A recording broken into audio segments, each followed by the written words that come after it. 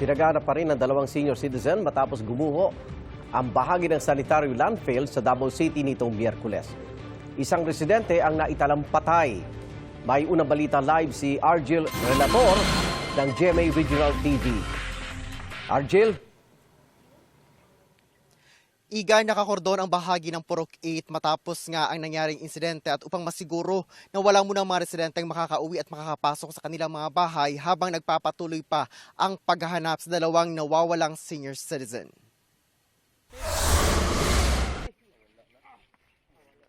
Sa sobrang kapal ng mga basura, bandang siko na lang ang nakita nang matunton ang 31 anyos na lalaki na nabaon na sa basura. Agad siyang hinukay ng mga kapitbahay. Sinubukan pa nilang sagipin, ngunit wala ng buhay. Miyerkules ng hapon, nang bigla na lang gumuho ang bahagi ng sanitary landfill sa Purok 8 Barangay New Carmen sa Tugbok District, Davao City. Ayon sa kapitan ng barangay, posibleng ang sunod-sunod na pag-ulan ang nagpabigat ng basura na siyang naging sanhi ng pagguho. Tungod pila kadlaw mag-uulan, bugat ang basura. So ganina mo to niliyok. Isa ang kumpirmadong patay habang dalawang senior citizens ang nawawala matapos matabunan ng mga basura ang kanilang bahay. Nagduda ko sir, marag nadas to nga. Kay tuyok man, marag magililo.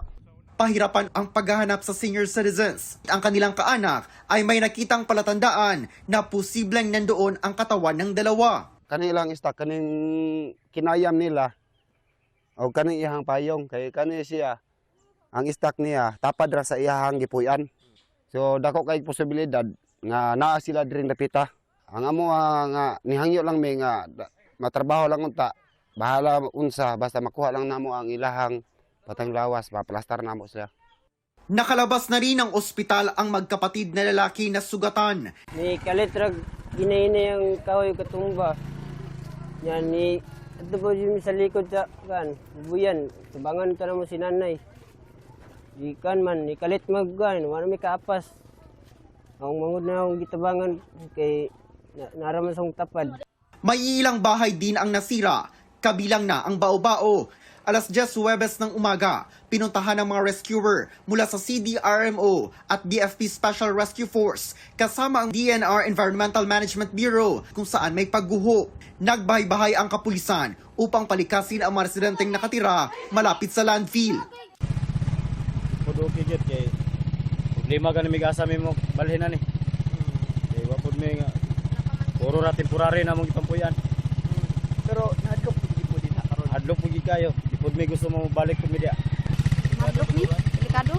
Yung mga bata, naglisod gid ni. Simula Miyerkules ng gabi, nanunuluyan ang mga residente sa Barangay Gym kung saan may naka-install na modular tents para sa kanila. Sa pahayag na inilabas ng Davao City Information Office, iniimbestigahan na ng mga otoridad ang insidente. Nakikipag-ugnayan na din ang Davao CSWDO sa mga apektadong pamilya para sa agarang tulong.